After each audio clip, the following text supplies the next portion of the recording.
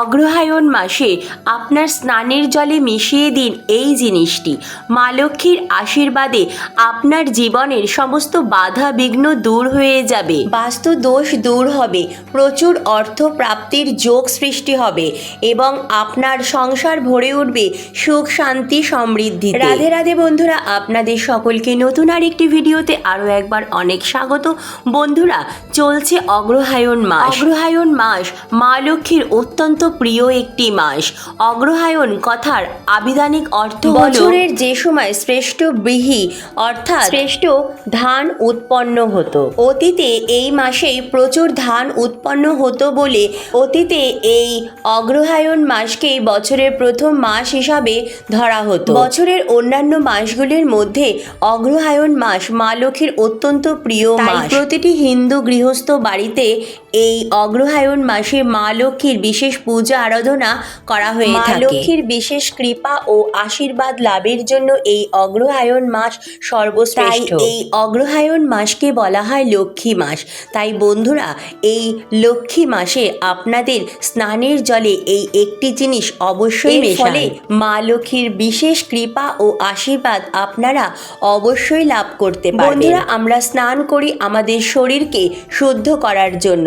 এছাড়া যে কোনো পুজো পাঠ বা শুভ কোনো অনুষ্ঠান বা মা লক্ষ্মীর পুজো আরাধনার জন্য অবশ্যই কিন্তু আমাদের স্নান করে দেহকে শুদ্ধ করা উচিত। যে কোনো শুভ অনুষ্ঠান অর্থাৎ পুজো পাঠ বা যে কোনো বিশেষ তিথিতে স্নানের গুরুত্ব অর্থাৎ আমাদের দেহের শুদ্ধতা, বস্ত্রের শুদ্ধতা, তার পাশাপাশি ঘরবাড়িও সুন্দর করে পরিষ্কার পরিচ্ছন্ন করা উচিত। বন্ধুরা, এই অগ্রহায়ণ মাসে মা লক্ষ্মীর বিশেষ আশীর্বাদ পেতে অবশ্যই স্নানের জলে প্রতিদিন এই জিনিসটি মিশিয়ে স্নান করুন। কিভাবে এই জিনিসটি মেশাবেন এবং কখন এই জিনিসটি মেশাবেন, তার সাথে সাথে অগ্রহায়ণ মাসে কি কি সতর্কতা অবলম্বন করবেন, এই সমস্ত কিছুই আমি আজকের ভিডিওটিতে বিস্তারিত আলোচনা করব। তাই আমার সকল দর্শক বন্ধুদের অনুরোধ করছি ভিডিওটি সম্পূর্ণ দেখার। সম্পূর্ণ ভিডিওটি দেখার পর কেমন লাগলো অবশ্যই কমেন্ট করে জানাবেন এবং কমেন্টে জয় মা লক্ষ্মীর জয় বা রাধে রাধে লিখতে একদম ভুলবেন না। ভিডিওটি ভালো লাগলে লাইক শেয়ার ও নতুন বন্ধুরা প্লিজ চ্যানেলটি সাবস্ক্রাইব করে পাশে বেল বাটনটি অন করে নেবেন, যাতে আমার পরবর্তী ভিডিও নোটিফিকেশন খুব সহজেই আপনাদের কাছে পৌঁছে যায়।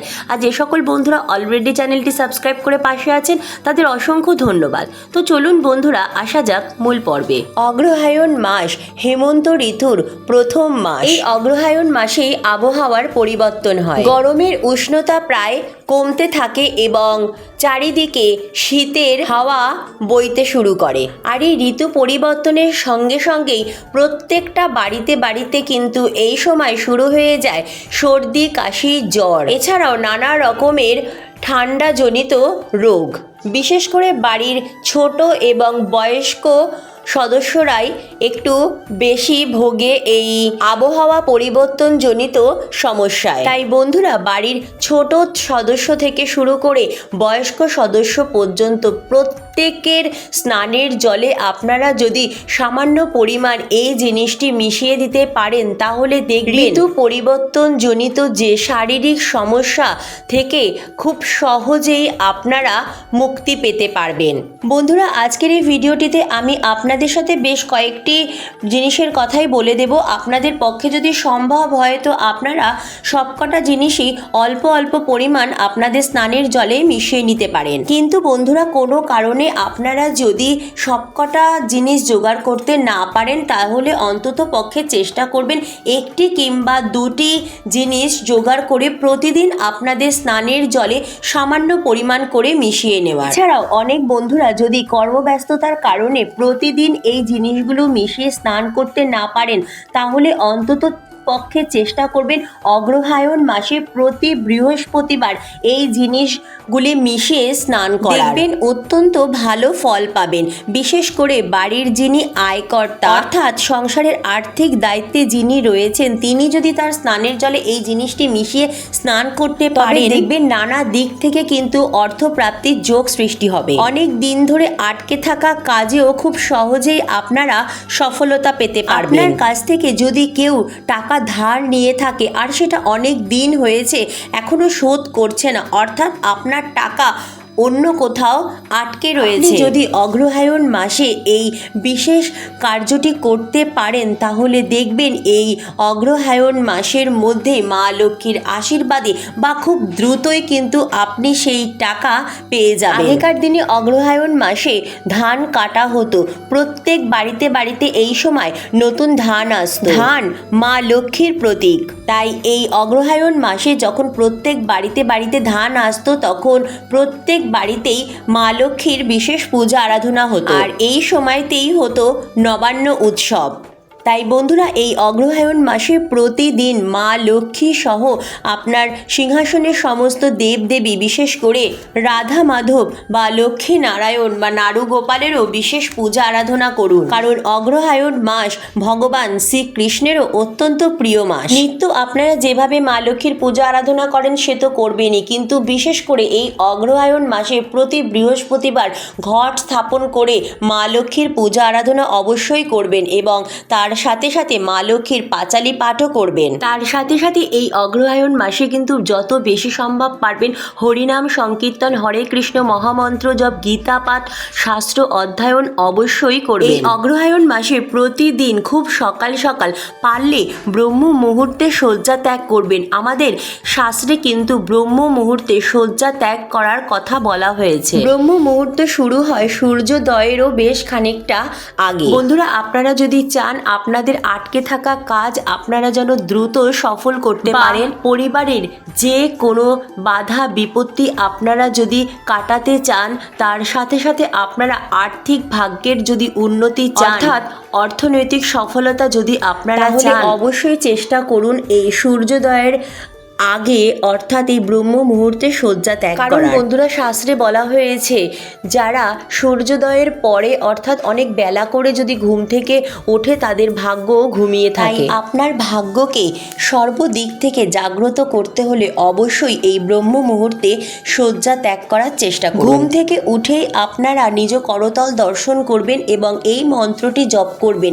করাগ্রে বসতে লক্ষ্মী, কর মধ্যে সরস্বতী, কর মূলে তো গোবিন্দ, প্রভাতে করো দর্শনম। ঘুম থেকে ওঠার পর যেন এটাই আপনার প্রথম কথা হয়। এরপর আপনার বাড়ি ঘর দোর সুন্দর করে পরিষ্কার পরিচ্ছন্ন করে নেবেন, অর্থাৎ আপনার বাসি কাজকর্ম সব সুন্দর করে সেরে নেবেন। বন্ধুরা, মা লক্ষ্মী কিন্তু সর্বদা পরিষ্কার পরিচ্ছন্ন স্থানই পছন্দ করে, তাই বাড়ি ঘর দোর কিন্তু সর্বদা পরিষ্কার পরিচ্ছন্ন রাখবেন। তার সাথে সাথে বাড়ির সদর দরজাও খুব সুন্দর করে পরিষ্কার পরিচ্ছন্ন করে জল ঢেলে দেবেন এবং বাড়ির সদর দরজা কিন্তু সব সময় পরিষ্কার পরিচ্ছন্ন এবং আলোকিত রাখবেন। কারণ বন্ধুরা, মা লক্ষ্মী বা ভগবান নারায়ণ সহ যে কোনো দেবদেবী কিন্তু বাড়ির সদর দরজা বা মুখ্য দরজা দিয়েই আমাদের গৃহে প্রবেশ করেন। বন্ধুরা, এই সময় আবহাওয়া পরিবর্তনের সময়, তাই আপনাদের যাদের ঠান্ডার প্রবলেম রয়েছে তো তারা আপনাদের পক্ষে যতটা তাড়াতাড়ি সম্ভব সকালে ওঠার চেষ্টা করবেন। ঘুম থেকে উঠে ঘর বাড়ি সুন্দর করে পরিষ্কার পরিচ্ছন্ন করার পর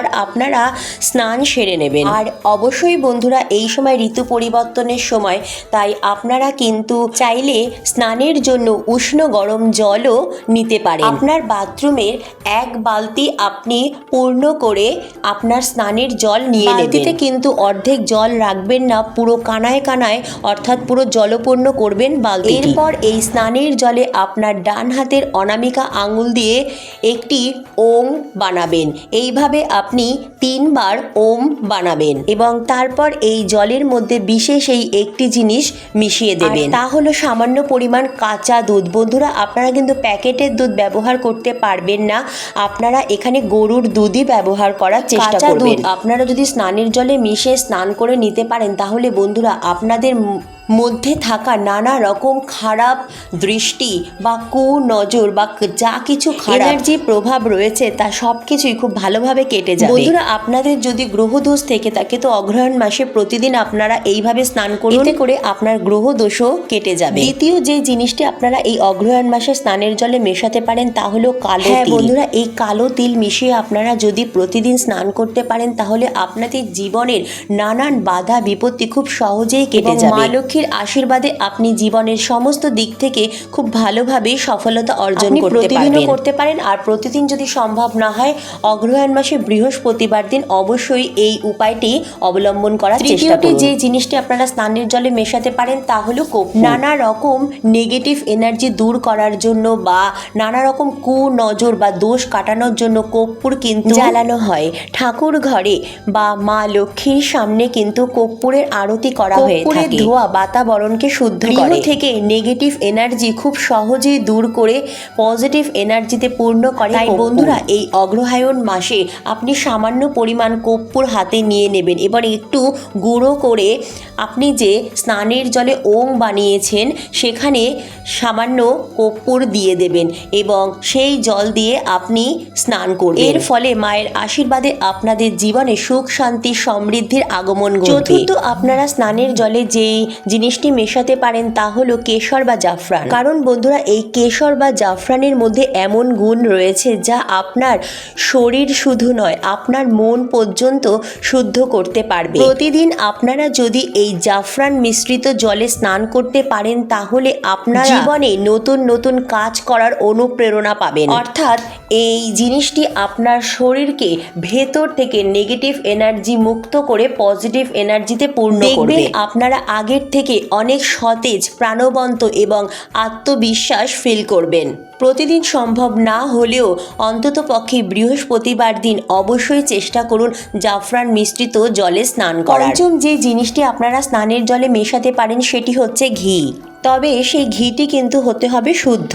ঘি শরীর এবং মনকে শুদ্ধ ও পবিত্র করে। এই ঘি দিয়ে আপনারা যদি প্রতিদিন স্নান করতে পারেন তাহলে আপনাদের সার্বিক দিক থেকে মঙ্গল হবে। শারীরিক দিক থেকে যেমন ভালো থাকতে পারবেন তেমন মানসিক দিক থেকেও শান্তিতে থাকতে পারবেন। আয় উন্নতি বৃদ্ধি পাবে, অর্থাৎ আপনার নানা রকম দিক থেকে কিন্তু অর্থ প্রাপ্তির যোগ সৃষ্টি হবে। আমি এখানে যে কটি জিনিসের নাম বলেছি সেই সমস্ত জিনিসই কিন্তু আমাদের শারীরিক এবং মানসিক সুস্থতার জন্য ভীষণই উপকারী। যদি আপনাদের পক্ষে সম্ভব হয় তো অবশ্যই অগ্রহায়ণ মাসে প্রতিদিন এই সমস্ত জিনিস জলে মিশিয়ে স্নান করুন। আর যদি আপনাদের পক্ষে সম্ভব না হয় তাহলে অগ্রহায়ণ মাসে বৃহস্পতিবার এই জিনিসগুলির মধ্যে একটি কিংবা দুটি জিনিস জোগাড় করে অবশ্যই স্নান করুন। শুধুমাত্র আপনার স্নানের জলে নয়, আপনার বাড়ির যিনি আয়কর্তা এবং বাড়ির প্রতিটি সদস্যর স্নানের জলে এই জিনিসগুলি মিশিয়ে অবশ্যই এই অগ্রহায়ণ মাসে স্নান করা, যাতে করে মা লক্ষ্মীর কৃপা আপনার পরিবারের উপর সর্বদা বজায় থাকে। মাস মা লক্ষ্মীর অত্যন্ত প্রিয় মাস, তাই বন্ধুরা এই অগ্রহায়ণ মাসে কিন্তু বাড়ি ঘরদোর সুন্দর করে পরিষ্কার পরিচ্ছন্ন রাখবেন, কারণ অপরিষ্কার স্থানে আমরা সকলেই জানি মা লক্ষ্মী কখনোই থাকেন না। মা লক্ষ্মীর উপর সমর্পিত এই অগ্রহায়ণ মাস। প্রতিদিন কিন্তু এই অগ্রহায়ণ মাসে আপনার নিত্য পুজোর সাথে সাথে মা লক্ষ্মীরও বিশেষ পূজা আরাধনা অবশ্যই করবেন। কাজে বেরোনোর আগে অবশ্যই ভগবান নারায়ণের শ্রী চরণে তুলসী পত্র ও ফুল ও মা লক্ষ্মীর শ্রী চরণে ফুল নিবেদন করে ধূপকাঠি প্রদীপ দিয়ে আরতি করুন। সাধ্য সামর্থ্য মতো ভোগ নিবেদন করুন। নিত্য পুজো সেরে ভগবানের দর্শন করে তারপরই কিন্তু কাজে বেরোবেন। সন্ধ্যেবেলা অবশ্যই আপনার ঠাকুর ঘরে বা মা লক্ষ্মীর সামনে একটি নতুন মাটি ঘিয়ে প্রদীপ অবশ্যই প্রজ্বলন করবেন। বিশেষ করে অগ্রহায়ণ মাসে বৃহস্পতিবার সন্ধ্যেবেলা মা লক্ষ্মীর সামনে একটি মাটির নতুন ঘিয়ে প্রদীপ প্রজ্বলন করবেন এবং তুলসী মন্দিরেও একটি মাটির নতুন ঘিয়ে প্রদীপ প্রজ্বলন করবেন। অগ্রহায়ণ মাসে অনেকেই মা লক্ষ্মীর সামনে অখণ্ড প্রদীপ নিবেদন করে থাকেন। অগ্রহায়ণ মাসে ভগবান নারায়ণ ও মা লক্ষ্মীকে দীপদান করাও অত্যন্ত শুভ। বন্ধুরা অবশ্যই চেষ্টা করুন এই অগ্রহায়ণ মাসে বৃহস্পতিবারগুলি নিরামিষ আহার গ্রহণ করা। বৃহস্পতিবার লক্ষ্মীবার, এই দিনই বিশ্বাস করা হয় মা লক্ষ্মীর আগমন ঘটে আমাদের গৃহে। বাড়ির সদর দরজা বা মুখ্য দরজায় মা লক্ষ্মীর চরণ আলপনা অবশ্যই আঁকবেন। তো বন্ধুরা আজকের মতো এইটুকুই। অনেক অনেক ধন্যবাদ ভিডিওটি দেখার জন্য। রাধে রাধে।